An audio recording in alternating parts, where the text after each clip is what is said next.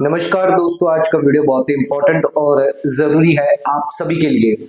आज के इस वीडियो के अंदर हम डिस्कस करने वाले हैं कैश की लेन देन को लेकर। अगर आप कैश जमा करते हैं, कैश निकालते हैं तो ध्यान रखिएगा, सरकार द्वारा नई लिमिट जारी करी हुई है 1 अप्रैल 2026 से। अब आप कैश ट्रांजैक्शन को लेकर सावधान हो जाइए, क्योंकि अगर आपने लिमिट से ज्यादा कैश अगर जमा किया है, निकाला है, तो उस केस में इनकम टैक्स डिपार्टमेंट द्वारा आपको नोटिस आ सकती है। ध्यान रखिएगा, सरकार ने नए इनकम टैक्स रूल जारी किए हैं, नया इनकम टैक्स बिल जारी किया है जो आप पर 1 अप्रैल 2026 से लागू होने जा रहा है, जिसमें कैश ट्रांजैक्शन को लेकर, चाहे आप बैंक में जमा कर रहे हैं, प्रॉपर्टी को लेकर कई सारे लिमिट में बदलाव किया गया है। 1 अप्रैल से नई लिमिट और नई जानकारी आपके लिए लेकर आए हैं, तो वीडियो को जरूर एंड तक जरूर देखें। चैनल पर नए तो सब्सक्राइब करें और बेल आइकन पर नोटिफिकेशन पे क्लिक करें, ताकि आपको आने वाले सभी नोटिफिकेशन रिगार्डिंग हमारे वीडियोस रेगुलरली मिलते रहेंगे। तो आइए जानते हैं आज के इस वीडियो में कैश ट्रांजैक्शन को लेकर लिमिट में क्या बदलाव हुआ है, क्या चेंजेस हुआ है और क्या होने वाली है 1 अप्रैल से आपके लिए नई लिमिट। दोस्तों, सबसे पहले हमारी जो लिमिट होगी वो होगी आपकी सेविंग बैंक अकाउंट को लेकर। अगर आपके पास सेविंग बैंक अकाउंट है, चाहे 1 खाता हो, 2 खाता हो, 10 खाते हो, पूरे इंडिया के अंदर अगर आपके कितने भी खाते, सभी खातों को मिलाकर देखा जाएगा कि आपका जो पैन बेसिस अगर है, यानी अगर आपके पास पैन कार्ड है, बैंक में आपने पैन कार्ड जमा करके रखा है, तो उस केस में ध्यान रखिएगा पूरे साल में फाइनेंशियल ईयर अप्रैल से लेकर मार्च महीने तक, यानी 1 अप्रैल 2026 से लेकर 31 मार्च 2027 के बीच में आप अगर कैश डालते हैं, जमा करते हैं, तो यहां पर लिमिट आपके लिए जो है वो 10 लाख की रखी गई है। ये पैन कार्ड वालों के लिए है, पैन होल्डर वालों के लिए है। लेकिन अगर आपके पास पैन कार्ड नहीं है, अगर आपके पास आधार कार्ड है, तो ध्यान रखिएगा यहां पर आपके लिए लिमिट घटकर 5 लाख हो जाती है।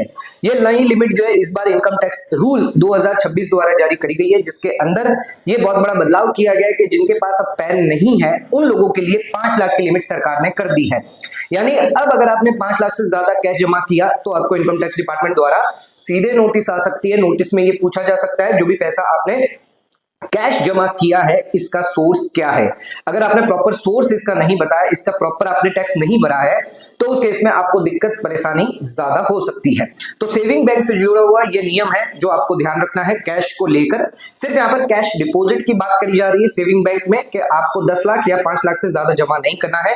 कैश विड्रॉल के बारे में यहाँ पर कोई भी अभी बात नहीं करी जा रही है।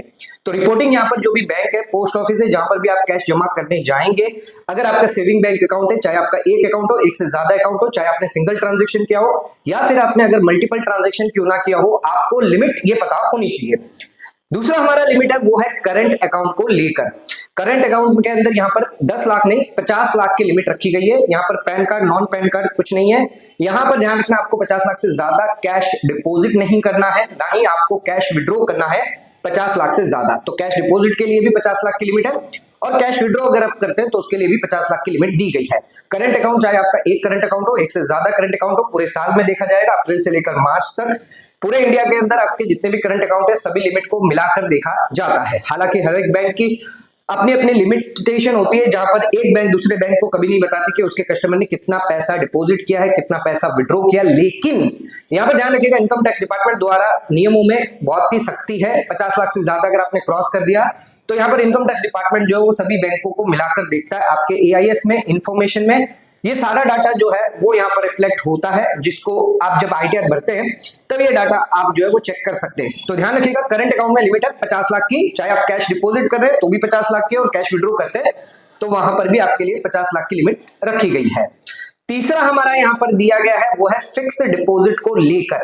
हालांकि फिक्स डिपॉजिट में चाहे आप कैश में कर रहे हो या ऑनलाइन मोड से कर रहे हो, दोनों ही केस में आपको 10 लाख रुपए से ज्यादा फिक्स डिपॉजिट नहीं करनी है। अगर आप फिक्स डिपॉजिट करते हो 10 लाख रुपए या उससे ज्यादा पूरे साल में, चाहे आपने एक एफडी करी हो या एक से ज्यादा एफडी करी है, इसमें एक ध्यान देने वाली बात है, अगर आप रिन्यूअल एफडी करते हैं तो रिन्यूअल एफडी को जो है वो कंसीडर नहीं किया जाता है। लेकिन अगर आपने एफडी को ब्रेक करके सेविंग अकाउंट में पैसा डाला है और फिर वहां से नई एफडी अगर जनरेट करते हैं तो एक नया एफडी नंबर जनरेट किया जाता है। ये जो नया एफडी नंबर जो आपके लिए जनरेट किया जा रहा है, इसको आपको नई एफडी जो है वो माना जाएगा।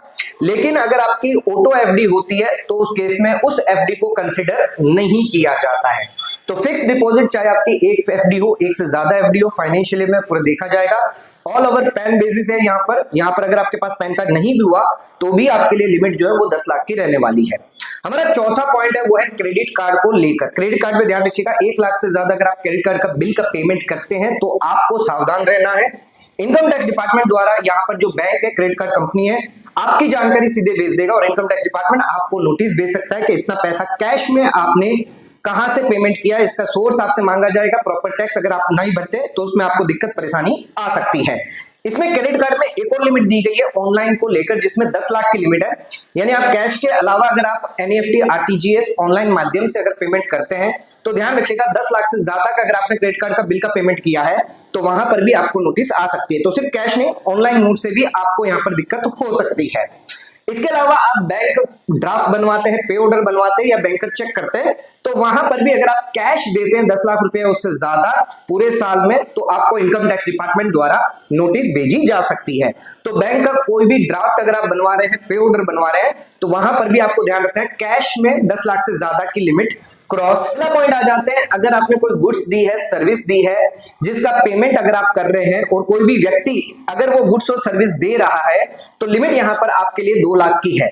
अगर आपने कोई गुड्स या सर्विस ली है, 2 लाख रुपए से ज्यादा का कैश का आप पेमेंट करते हैं तो आपको ध्यान रखना है यहां पर इनकम टैक्स डिपार्टमेंट को आपकी रिपोर्टिंग या आपकी जानकारी जो है वो भेजी जा सकती है। इनकम टैक्स डिपार्टमेंट यहां पर भी आप पर निगरानी रखता है कि आप कोई ऐसा 2 लाख का ट्रांजेक्शन तो नहीं कर रहे हैं जहां से आप कोई गुड्स या सर्विस ले रहे हैं। अगर ऐसा आप ट्रांजेक्शन करते हैं तो आपको यहाँ पर दिक्कत हो सकती है, इनकम टैक्स डिपार्टमेंट द्वारा आपको नोटिस भेजी जा सकती है। अगला आ जाता है, बहुत इंपॉर्टेंट है, कैश विड्रॉल को लेकर। कैश विड्रॉ अगर आप करते हैं, चाहे आपका सेविंग अकाउंट हो, करंट अकाउंट हो या कोई भी ऐसा अकाउंट हो जहां से कैश विड्रॉ किया जा सकता है, कैश क्रेडिट हो गया, ओवरड्राफ्ट हो गया, तो वहां पर आपको इनकम टैक्स डिपार्टमेंट द्वारा नोटिस आ सकती है क्योंकि यहां पर जो है वो टीडीएस काटा जाता है। पहले ये हुआ करता था आपका सेक्शन 194N, अब सरकार ने इस सेक्शन को बदल के कर दिया 393 टेबल नंबर 5, जिसके अंदर आपका टीडीएस 2% के रेट पे काटा जाता है। अगर आप एक नॉर्मल इंडिविजुअल हो गए, एचयूएफ है, तो उस केस में ध्यान रखिएगा आपके लिए लिमिट रहेगी 1 करोड़, और अगर आप कोऑपरेटिव सोसाइटी है तो उस केस में लिमिट रहेगी आपके लिए 3 करोड़। अगर आपकी 1 करोड़ या 3 करोड़ से क्रॉस अगर आपने कैश विड्रॉ किया है पूरे साल में, चाहे कोई भी अकाउंट क्यों ना हो, एक बैंक के अंदर या एक पोस्ट ऑफिस के अंदर, तो यहां पर ध्यान रखिएगा आपका 2% टीडीएस रेट काटा जाता है। अगर आपने आईटीआर फाइल करी है, नहीं भी करी है तो भी ध्यान रखना है, यहां पर आपको 1 करोड़ की लिमिट दी जाएगी। पहले ये सेक्शन हुआ करता था जिसके अंदर आप अगर आईटीआर फाइल नहीं करते थे पिछले लास्ट 3 सालों की, तो उस केस में यहां पर 20 लाख की लिमिट होती थी। 20 लाख तक आपको कोई टीडीएस नहीं कटता था। 20 लाख से 1 करोड़ पे आपको 2% का टीडीएस कटता था और 1 करोड़ से अगर ज्यादा होता था तो 5% का टीडीएस कटता था। लेकिन सरकार ने इस बार जो नया इनकम टैक्स एक्ट जारी किया है जिसके अंदर ये नॉन फाइलर्स की जो लिमिट थी 20 लाख की, उसको पूरी तरीके से खत्म कर दिया है। अब आपके लिए सिर्फ 1 करोड़ की लिमिट रहेगी और कोऑपरेटिव सोसाइटी है तो उनके लिए 3 करोड़ की लिमिट रहने वाली है। यानी इससे ऊपर अगर आपने कैश विड्रॉ किया, एग्जांपल के तौर पर अगर आपने पूरे साल में 1 करोड़ 10 लाख रुपए जो है वो कैश विड्रॉ किए हैं, तो उस केस में यहाँ पर 1 करोड़ पर कोई भी टीडीएस नहीं काटा जाएगा, लेकिन जो 10 लाख है उस पे 2% के रेट पे यानी 20,000 रुपए जो है वो आपका टीडीएस काट के सरकार को जमा कर दिया जाएगा, चाहे वो बैंक हो, पोस्ट ऑफिस हो या फिर कोऑपरेटिव बैंक क्यों ना हो। अब उस टीडीएस को वापस अगर आपको रिफंड लेना है तो उस केस में आपको आईटीआर फाइल करनी पड़ेगी। आईटीआर फाइल करेंगे, उसके बाद आप रिफंड क्लेम करते हैं, तब जाकर ये पैसा जो है वो आपको दिया जाएगा। तो कैश विड्रॉ में ध्यान रखना है, नॉन फाइलर्स के लिए बहुत ही बेनिफिट है, फायदा है। अब आपके लिए 20 लाख नहीं 1 करोड़ की लिमिट कर दी है। नेक्स्ट आ जाता है सेक्शन 80D, हमारा हुआ करता था मेडिक्लेम के रिलेटेड, जो अब सेक्शन बदल के हो गया 126। अब इस सेक्शन के अंदर 5,000 कैश आपको मिलता है प्रिवेंटिव हेल्थ चेकअप। अगर आप ओल्ड रिजिम में जाते हैं, प्रिवेंटिव हेल्थ चेकअप लेते हैं तो 5,000 का फायदा कैश में आप ले सकते हैं। यहां पर आपसे कोई भी प्रूफ डिटेल नहीं मांगा जाएगा, ध्यान रखिएगा। नेक्स्ट हमारा सेक्शन आता है 80G, जो हो गया अब कन्वर्ट होके 8133। अगर आप डोनेशन करते हैं चैरिटेबल इंस्टीट्यूशन को, ट्रस्ट को, फंड को, तो उस केस में 2,000 रुपए तक का आप कैश डोनेशन कर सकते हैं। 2,000 तक आप करेंगे कोई दिक्कत नहीं है, लेकिन 2,000 से ज्यादा का अगर आपने डोनेशन किया है तो उस केस में आपका पूरा का पूरा कैश डोनेशन डिसअलाउ कर दिया जाएगा। तो ध्यान रखिएगा 80G जो हो गया अब 133। डोनेशन अगर आप करते हैं, ये भी ओल्ड रिजिम वालों के लिए है, न्यू रिजिम वालों को कोई फायदा इसमें नहीं मिलेगा। नेक्स्ट आ जाते हैं पॉलिटिकल पार्टी को अगर आप कंट्रीब्यूशन करते हैं, जिसके लिए सेक्शन हुआ करता था 80 जीजीसी, जिसको सरकार ने चेंज करके कर दिया 137। अब यहां पर ध्यान रखिएगा, यहां पर आप 1 रुपया भी कैश में नहीं कर सकते। अगर आपने कैश में किया तो उस केस में आपका पूरा का पूरा डिडक्शन जो है वो डिसअलाउ कर दिया जाएगा, पूरी की पूरी टैक्स लायबिलिटी, यानी जितने भी आपने डिडक्शन लिया है वो आपके इनकम में ऐड करके आपके टैक्स स्लैब में जो भी टैक्स रेट में जो आएगा उसके हिसाब से आप पे टैक्स ब्याज लगाया जाएगा। तो ध्यान रखिएगा 80 जीजीसी यानी कि 137 जो है वो भी पूरी तरीके से आप कैश में आप नहीं कर सकते।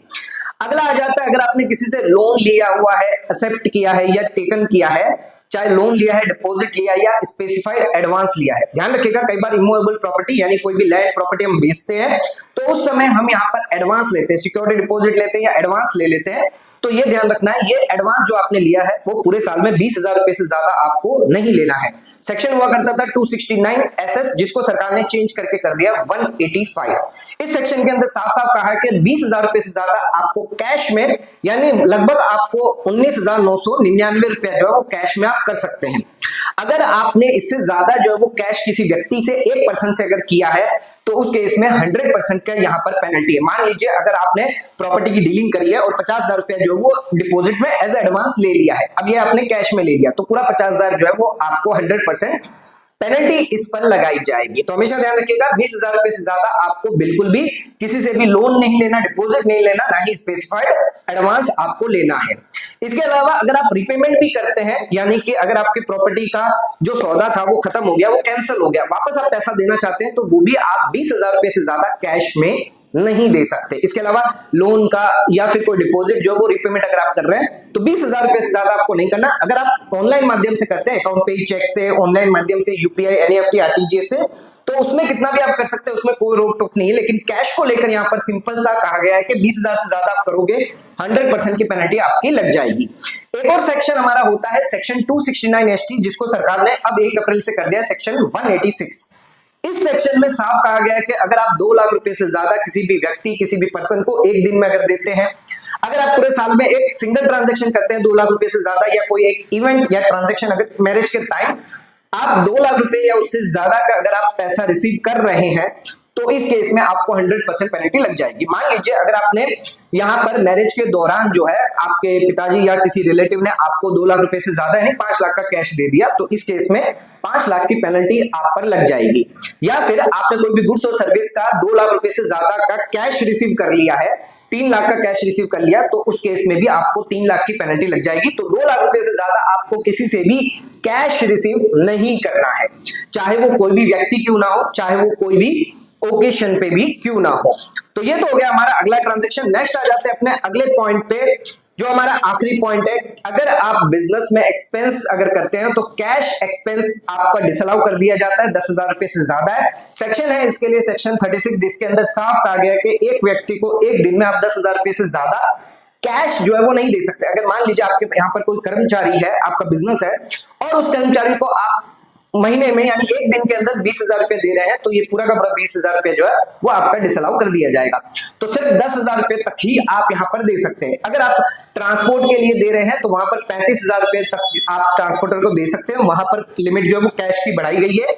लेकिन 10,000 रुपए से ज्यादा एक दिन में एक व्यक्ति को आप जो है वो एक्सपेंस के लिए पैसा नहीं दे सकते। तो ये कुछ कैश की लिमिट है जो सरकार ने यहाँ पर जारी करी है, जो आपके लिए 1 अप्रैल 2026 से लागू होने वाली है। अगर आप कैश के रिलेटेड ट्रांजैक्शन करते हैं, लिमिट के बारे में आपको जानना बहुत ही इंपॉर्टेंट और जरूरी होता है। तो इस लिमिट को जरूर जानें। कैश ट्रांजैक्शन को लेकर कई सारी नई नई अपडेट हम लेकर आते रहते हैं, बैंक के रिलेटेड लेकर आते रहते हैं। तो हमारे वीडियो को, चैनल को लाइक शेयर सब्सक्राइब जरूर करिए, वीडियो को ज्यादा से ज्यादा शेयर करें ताकि और लोगों तक इसकी नॉलेज पहुंच सके। आज का वीडियो समाप्त करते हैं, धन्यवाद।